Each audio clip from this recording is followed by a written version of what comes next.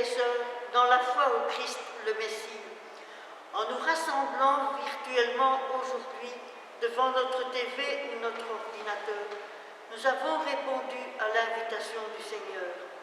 Oui, c'est bien lui qui, inlassablement, nous appelle à le suivre, à nous mettre ensemble à l'écoute de sa parole, à en vivre chaque jour.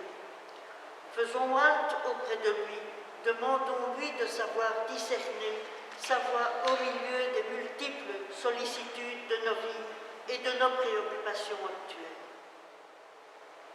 Au nom du Père et du Fils et du Saint-Esprit, la grâce de Jésus notre Seigneur, l'amour de Dieu le Père et la communion de l'Esprit Saint soient toujours avec vous.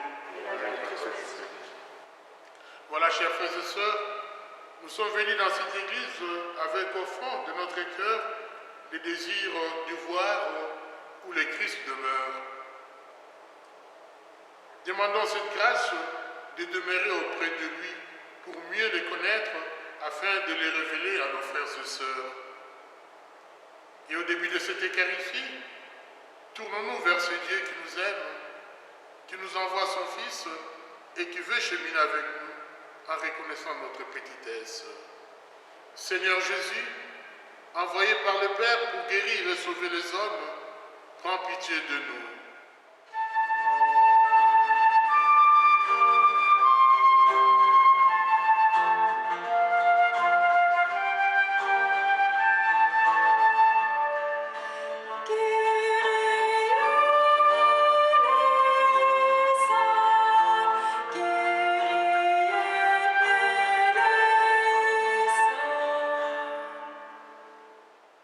Ô Christ, venu dans le monde appeler tous les pécheurs, prends pitié de nous.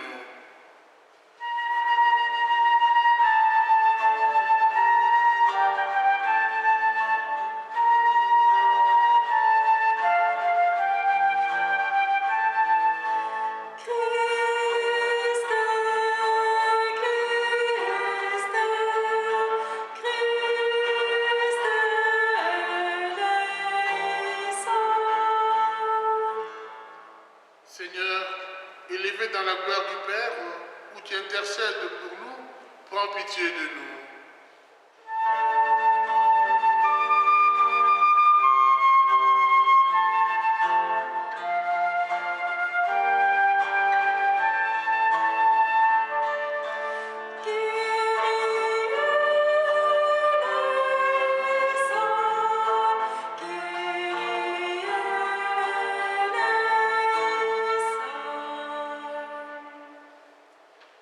Que Dieu Tout-Puissant nous fasse miséricorde, qu'il nous pardonne nos péchés et nous conduise à la vie éternelle.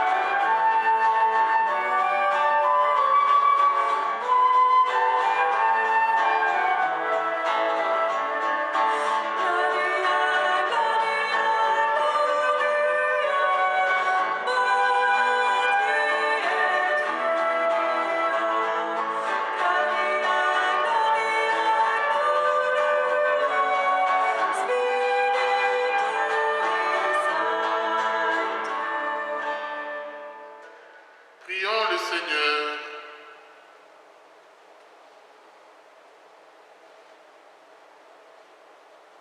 Dieu éternel et tout-puissant, qui régit l'univers du ciel et de la terre, exauce en ta bonté les prières de ton peuple et fais à notre temps la grâce de la paix.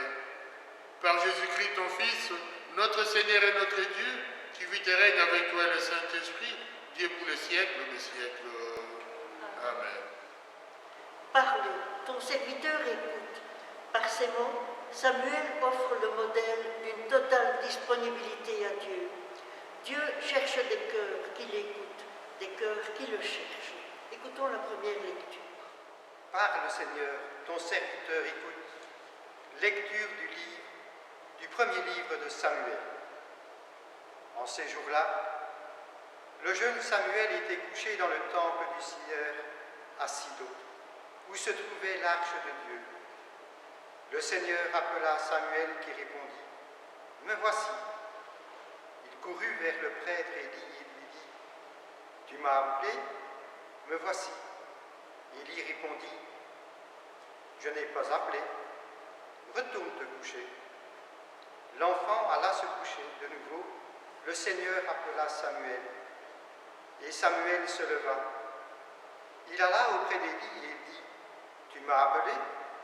Me voici. » Élie répondit, « Je n'ai pas appelé mon fils. Retourne te coucher. »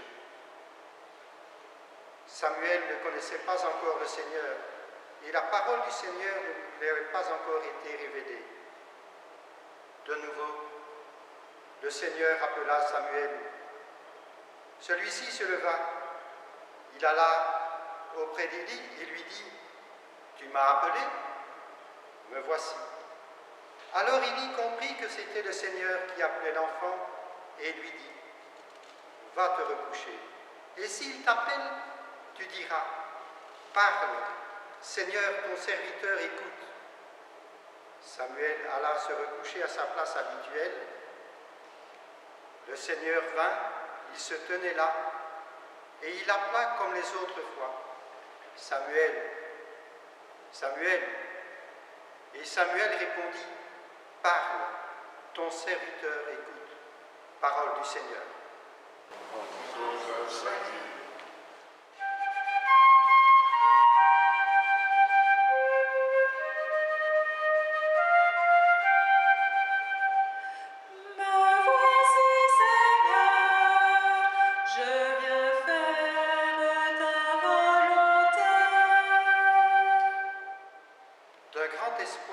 J'espérais le Seigneur. Il s'est penché vers moi. En ma bouche, il a mis un chant nouveau, une louange à notre Dieu.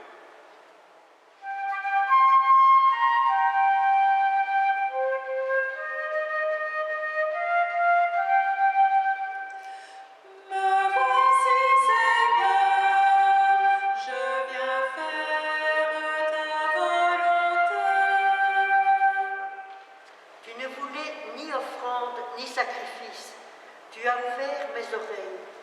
Tu ne demandais ni holocauste ni victime. Alors j'ai dit, voici, je viens.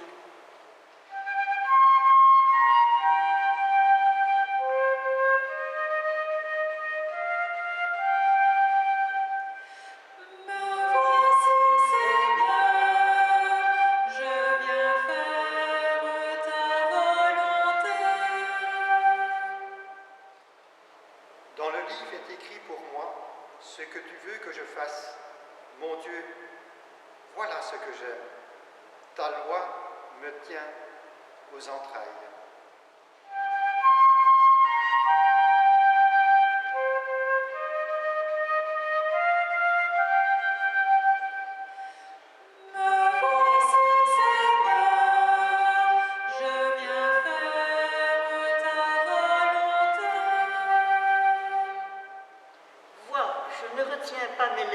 Seigneur, tu le sais, j'ai dit ton amour et ta vérité à la grande assemblée.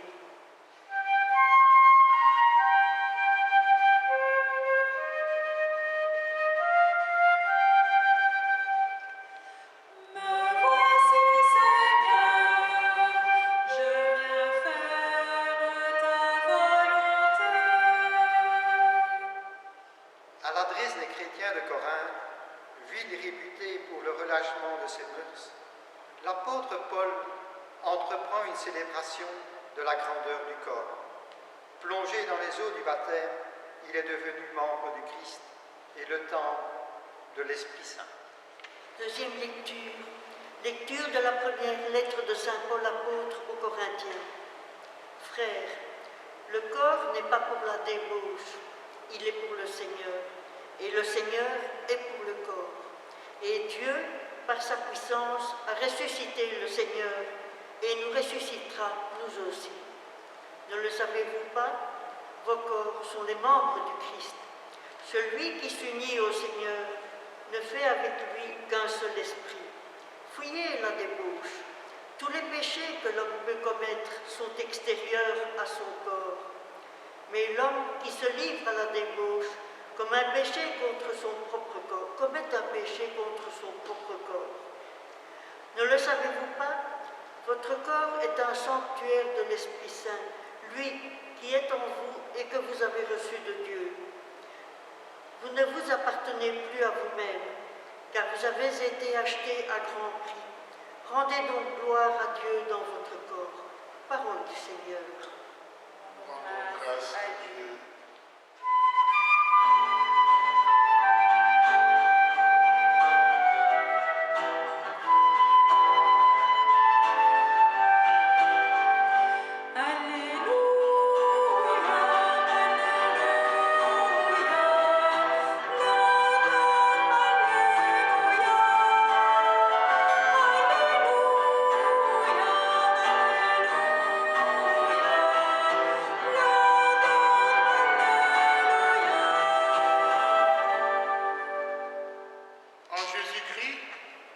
Nous avons reconnu le Messie.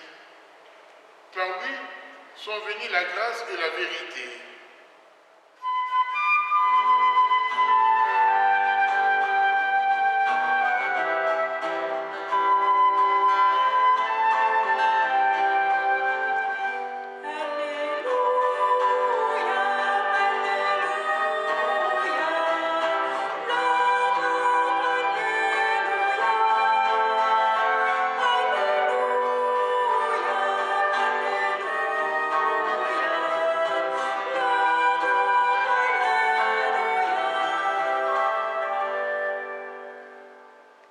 Le Seigneur soit avec vous. Et avec votre esprit. Évangile de Jésus-Christ selon Saint Jean. Gloire à toi, Seigneur. Au chapitre 1er, du 35e au 42e verset, nous lisons. En ce temps-là, Jean le Baptiste se trouvait avec deux de ses disciples. Posant son regard sur Jésus qui allait et venait, il dit, « Voici l'agneau de Dieu. » Les deux disciples entendirent ce qu'il disait et ils suivirent Jésus. Se retournant, Jésus vit qu'ils le suivaient et leur dit, « Que cherchez-vous » Ils lui répondirent, « Rabbi », ce qui veut dire maître, où demeures-tu? Il leur dit, « Venez et vous verrez. » Ils allèrent donc, ils virent où il demeurait, et ils restèrent auprès de lui ce jour-là. C'était vers la 10e heure, environ 4 heures de l'après-midi. André, le frère de Simon-Pierre, était l'un des deux disciples qui avait entendu la parole de Jean et qui avait suivi Jésus. Il trouve d'abord Simon, son propre frère, et lui dit, « Nous avons trouvé le Messie », ce qui veut dire Christ. André amena son frère à Jésus. Jésus posa son regard sur lui et dit, « Tu es Simon, fils de Jean, tu t'appelleras Képhas, ce qui veut dire Pierre. » Acclamons la parole de Dieu.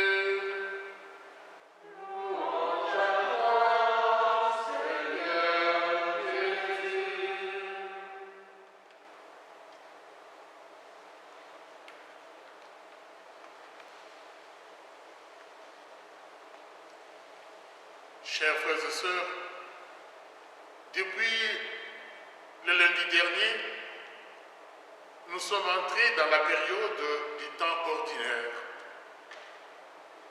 C'est une période moins festive, mais qui reste très importante. C'est là que nous avons à grandir dans la fidélité et l'écoute de la parole de Dieu. Et en ce deuxième dimanche du temps ordinaire, la liturgie reste dans l'atmosphère de l'Épiphanie. Dans la première lecture, nous avons entendu le récit de la vocation du jeune Samuel. Le mot important, c'est le verbe appeler, qui revient 11 fois. Deux points importants doivent être soulignés. Le triple appel et la promptitude de la réponse. Cette réponse repose sur un acte de foi. Parle, Seigneur, ton serviteur écoute. Et le texte ajoute, l'enfant grandit. Le Seigneur était avec lui et aucune de ses paroles ne demeura sans effet. Comme pour le jeune Samuel, il y a de nombreux appels dans notre vie. Nous ne les entendons pas toujours. Il nous faut de l'aide. Il nous faut un discernement d'autres personnes pour comprendre ce que le Seigneur attend de nous. Pour que nous puissions comprendre aussi quand le Seigneur nous appelle. C'est important que nous ayons pour notre vie spirituelle, notre vie de foi, que nous ayons des accompagnateurs spirituels. Que nous prenions aussi le temps d'écouter la parole de Dieu ou aussi d'écouter les autres.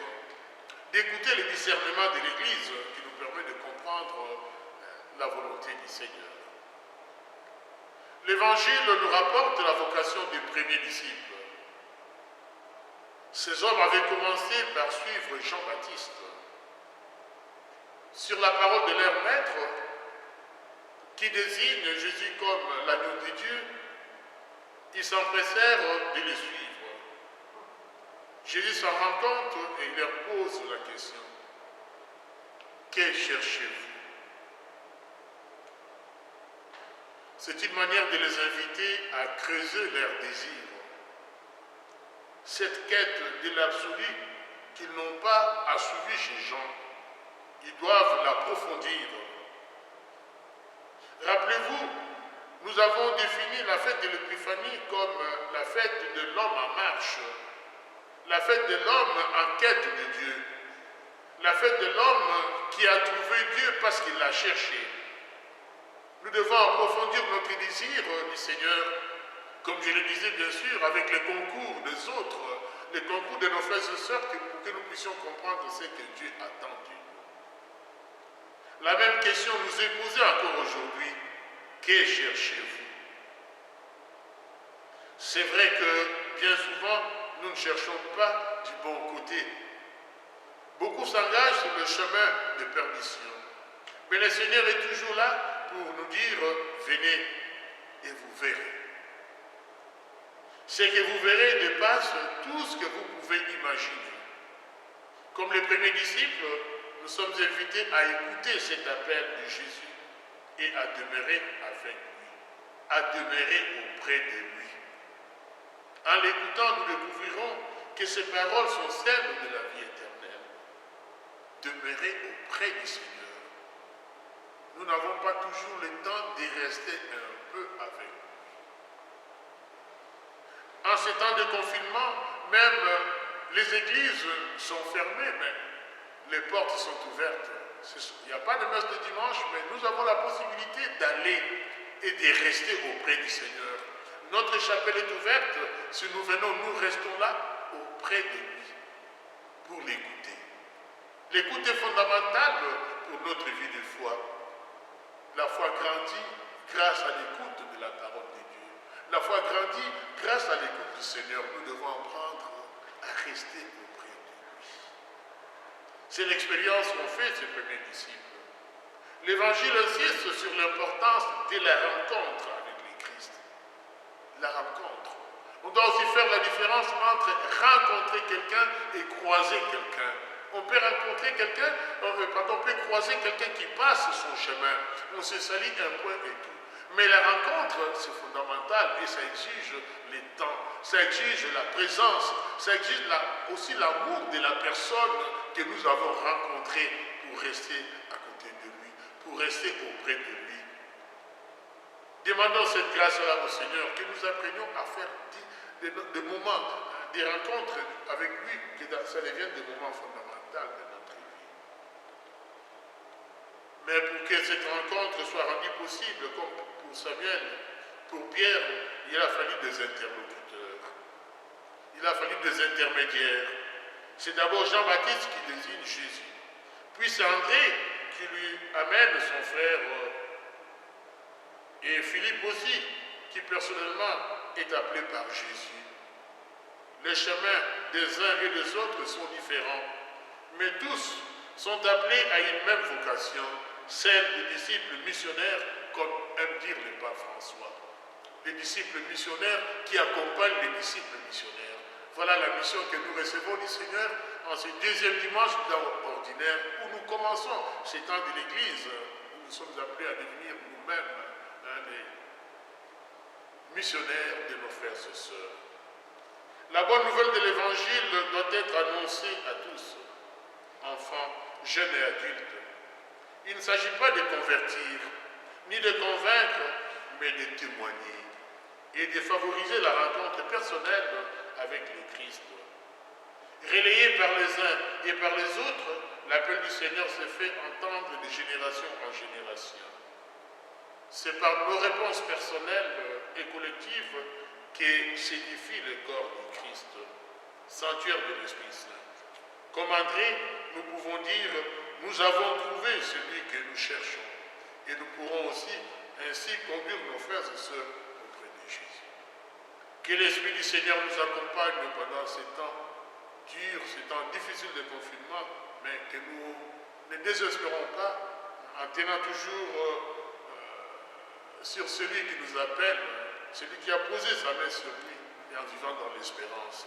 Et ainsi, nous vaincrons avec Jésus. Amen. Levons-nous à présent pour professer notre foi. Je crois en Dieu, le Père Tout-Puissant, Créateur du ciel et de la terre, et en Jésus-Christ, son Fils unique, notre Seigneur, qui a été conçu du Saint-Esprit, est né de la Vierge Marie, a souffert sous Ponce Pilate, a été crucifié, est mort, a été enseveli, est descendu aux enfers, le troisième jour est ressuscité des morts, est monté aux cieux, est assis à la droite de Dieu le Père Tout-Puissant. Lui viendra juger les vivants et les morts. Je crois en l'Esprit Saint, à la Sainte Église catholique, à la communion des saints, à la rémission des péchés, à la résurrection de la chair, à la vie éternelle. Amen. Chers frères et sœurs, pour que tous les habitants du monde aient le désir de chercher et de trouver Dieu, prions le Père des cieux d'envoyer son Esprit Saint dans nos cœurs. On va vers le Seigneur Jésus grâce à des témoins, des intermédiaires, comme Jean-Baptiste et André l'ont été pour orienter les disciples vers Jésus. Soyons ces témoins, ces intermédiaires pour amener ceux que nous côtoyons à découvrir la bonne nouvelle et l'amour proclamé par Jésus. Seigneur, nous te prions.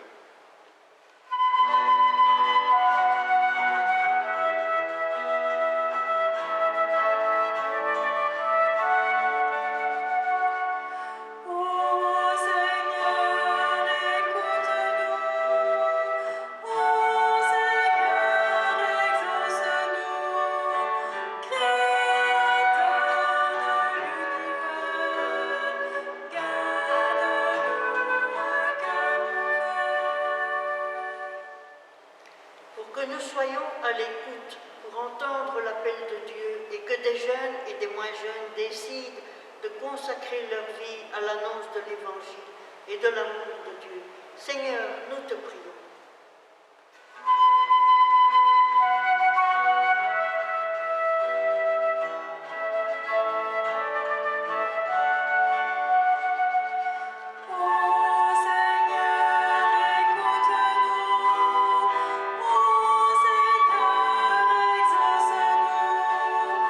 Créateur de l'univers,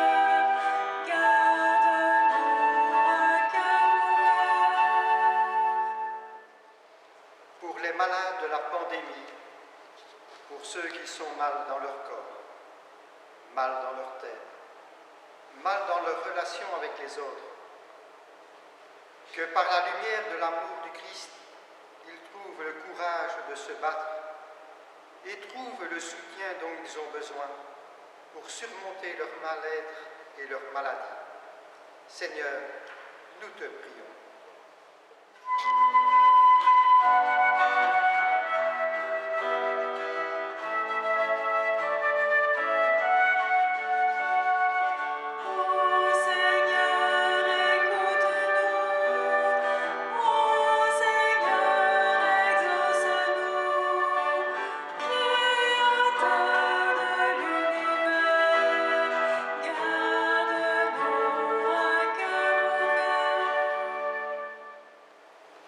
La pandémie nous met à l'épreuve et dépasse les limites du supportable pour certains qui se retrouvent isolés, désemparés ou avec des difficultés financières.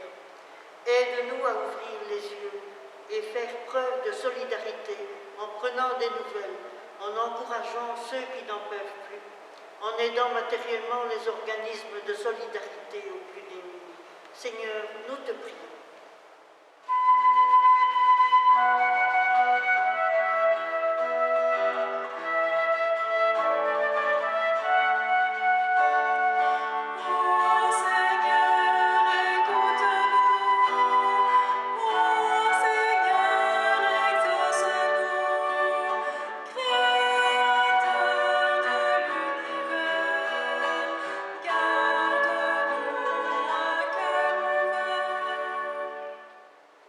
Dieu notre Père, écoute nos prières de ces jours et daigne nous exaucer par Jésus le Christ, notre Seigneur.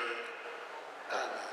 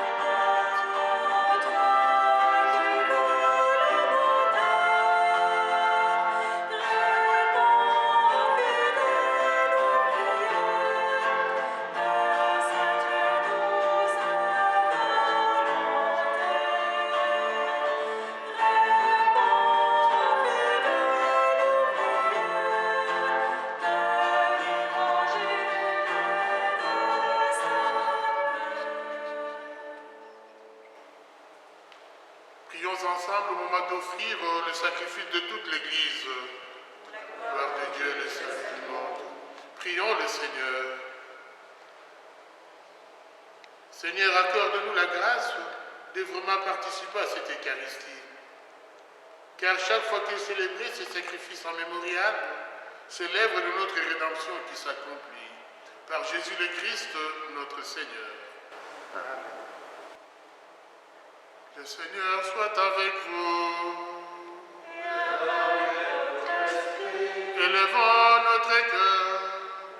Et tournons vers le Seigneur. Rendons grâce au Seigneur notre Dieu. C'est là et juste et bon. Vraiment, il est juste et bon de te rendre gloire, de t'offrir notre action de grâce, toujours et en tout lieu. À toi, Père très saint, Dieu éternel et tout-puissant. À toi, Créateur de tous les éléments du monde, Maître des temps et de l'histoire. C'est toi qui as formé l'homme à ton image et lui as soumis l'univers et ses merveilles. Tu lui as confié ta création pour qu'en admirant ton œuvre, il ne cesse de te rendre grâce par le Christ notre Seigneur. C'est toi que la terre et le ciel, avec les anges et les archanges, ne cessent d'acclamer en chantant.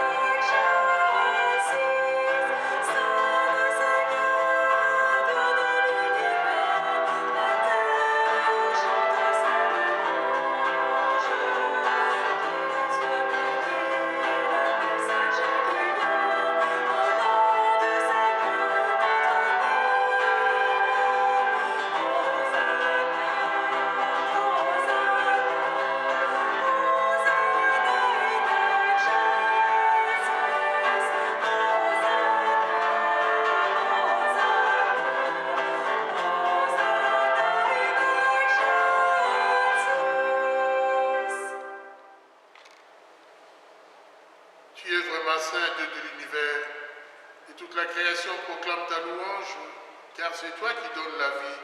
C'est toi qui sanctifies toutes choses par ton Fils Jésus-Christ notre Seigneur, avec la puissance de l'Esprit Saint, et qui ne cesse de rassembler ton peuple afin qu'il te présente partout dans le monde une offrande pure. C'est pourquoi nous te supplions de consacrer toi-même les offrandes que nous apportons. Sanctifie-les par ton Esprit Saint pour qu'elles deviennent les corps et le sang de ton Fils Jésus-Christ notre Seigneur, qui nous a dit de célébrer ces mystères. La nuit même où il fut livré, il prit le pain, en te rendant grâce, il le bénit. Il le rompit et le donna à ses disciples en disant, prenez et mangez-en tous, ceci est mon corps livré pour vous.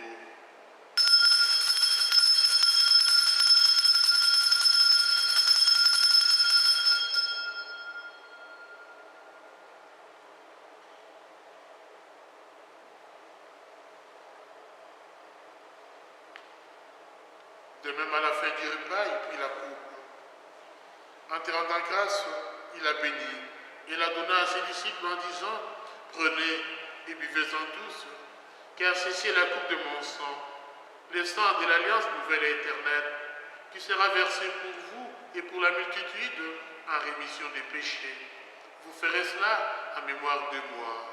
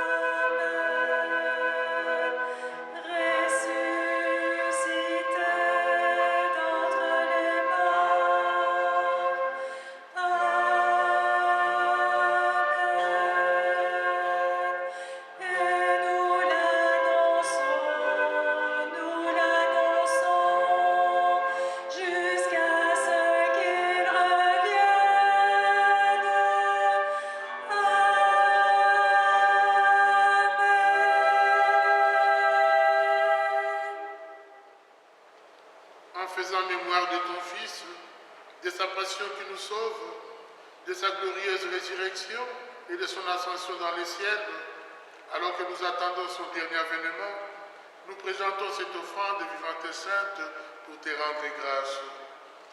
Regarde, Seigneur, le sacrifice de ton Église et d'elle y reconnaître celui de ton Fils qui nous a rétablis dans ton alliance. Quand nous serons nourris de son corps et de son sang et remplis de l'Esprit Saint, accorde-nous d'être un seul corps et un seul esprit dans le Christ.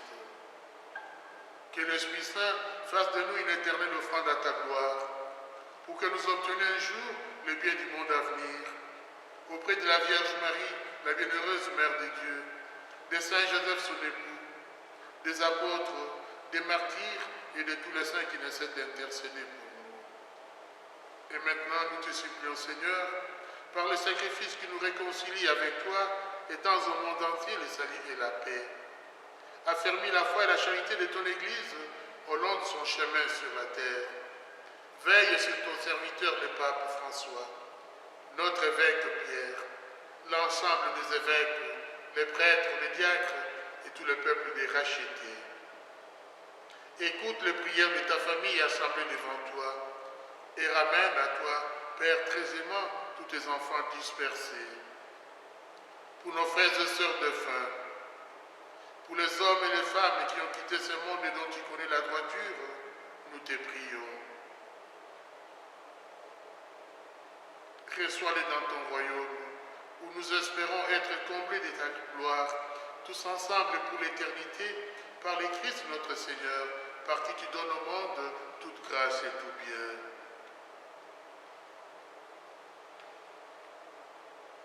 Par lui, avec lui et en lui, l'unité du Saint-Esprit, tout honneur et toute gloire, pour les siècles des siècles.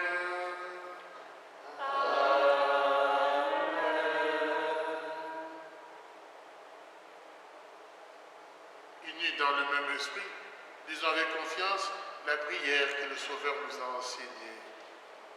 Notre Père, qui es aux cieux, que ton nom soit sanctifié, que ton règne vienne, que ta volonté soit faite sur la terre comme au ciel. Donne-nous aujourd'hui notre pain de ce jour. Pardonne-nous nos offenses, comme nous pardonnons aussi à ceux qui nous ont offensés. Et ne nous laisse pas entrer en tentation, mais délivre-nous du mal. Délivre-nous de tout mal, Seigneur, et donne la paix à notre temps. Par ta miséricorde, libère-nous du péché. Rassure-nous devant les épreuves, en cette où nous espérons les bonheurs que tu promets et l'avènement de Jésus-Christ, notre Sauveur.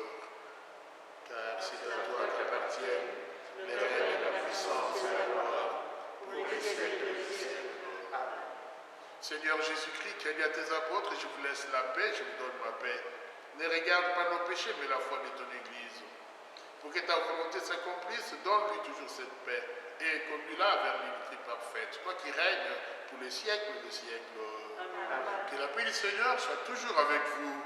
Et avec votre esprit. Dans la charité du Christ, donnez-vous la paix.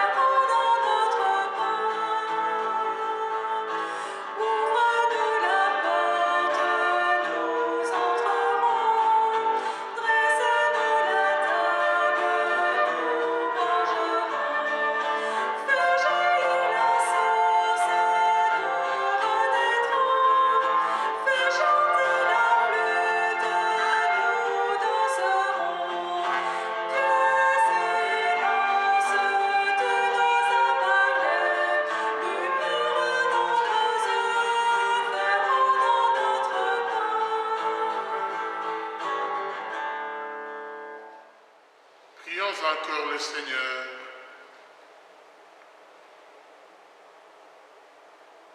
Pénètre-nous, Seigneur, de ton esprit de charité, afin que soient unis par ton amour ceux que tu as nourris d'un même pain, par Jésus le Christ, notre Seigneur.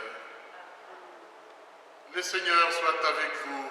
Et avec vous. Que Dieu Tout-Puissant vous bénisse, le Père, le Fils et le Saint-Esprit. Chers frères et sœurs, je disais au début de notre célébration que nous avons commencé les temps ordinaires, les temps de l'Église, un temps que nous devons vivre dans l'espérance. L'espérance que tout ce que nous avons demandé au Seigneur pendant la période de l'Avent et de Noël, que le Seigneur nous accordera tout cela. L'espérance qu'ensemble nous allons essayer de travailler pour nous entraider, pour que nous puissions aller toujours de l'avant malgré les difficultés, malgré la pandémie. Mais l'espérance doit être notre maître mot. L'espérance, voilà pourquoi dans l'Église, pendant cette période, l'autel, le litrin et les ornements du prêtre sont de couleur verte, qui est la couleur de l'espérance. Que cette espérance vous ranime et vous relève. Courage, et nous vaincrons. Et que Dieu Tout-Puissant vous bénisse, le Père, le Fils et le Saint-Esprit. Demeurons dans la paix du Christ. Amen.